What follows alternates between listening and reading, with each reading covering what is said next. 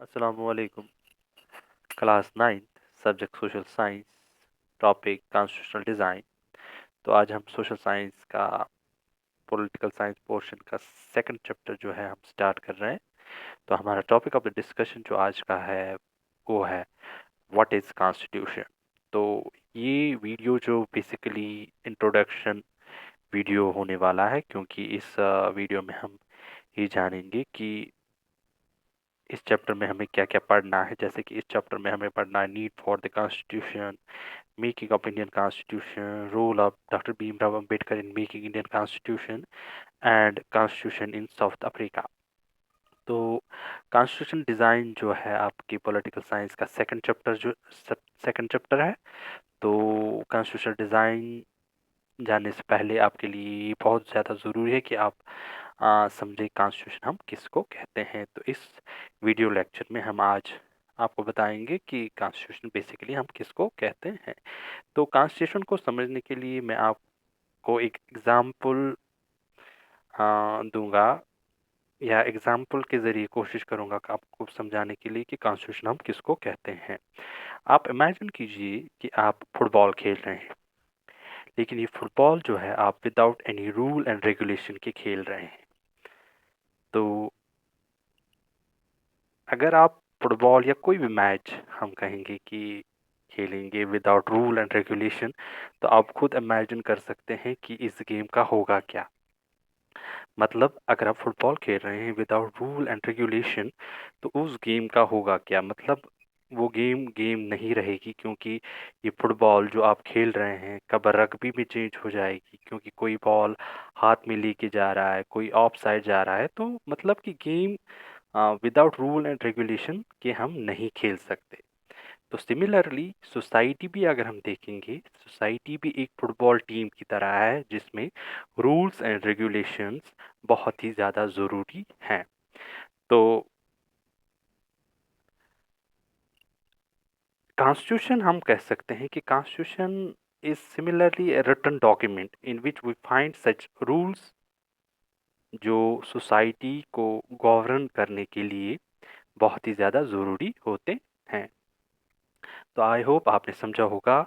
मैंने कहा कि अगर आप फुटबॉल या कोई भी मैच या कोई भी गेम खेलेंगे विदाउट रूल एंड रेगुलेशन, तो गेम गेम नहीं रहेगी। तो सिमिलरली हम ये कह सकते हैं कि सोसाइटी भी एक गेम की तरह है, या हम कह सकते हैं कि एक ऐसी गेम है जिसमें रूल्स और रेगुलेशन जो है बहुत ही ज़्यादा ज़रूरी है। तो सिमिलरली हम कहेंगे कि सोसाइटी जो है उसके लिए जो रूल्स एंड रेगुलेशन जिस में लिखे होते हैं, तो उस चीज़ को हम कॉन्स्टिट्यूशन कहते हैं।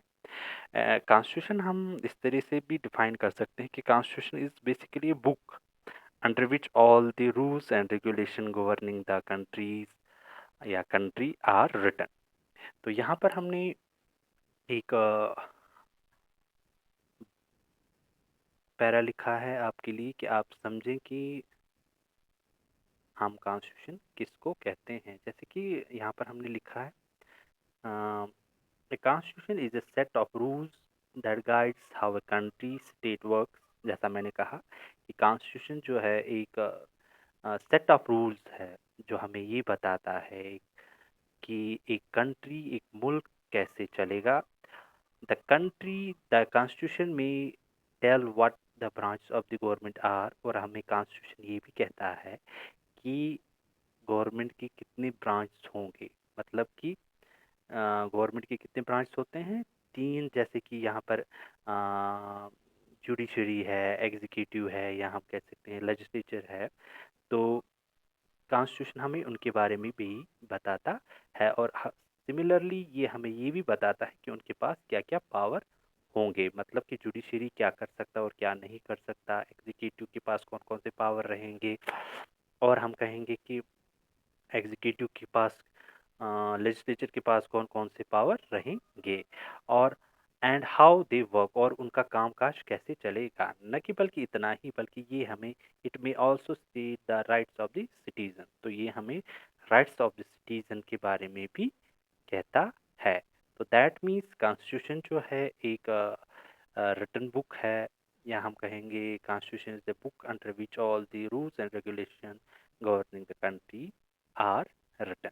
तो कॉन्स्टिट्यूशन जो है एक सेट ऑफ रूल्स है, एक बुक है जिसमें रूल्स लिखे होते हैं कि मुल्क जो है कैसे चलेगा, मुल्क में कौन कौन से गवर्नमेंट के ब्रांच होंगे और वो गवर्नमेंट के ब्रांच जो है उनके पास कौन कौन सा पावर रहेगा और वो कैसे कामकाज करेंगे।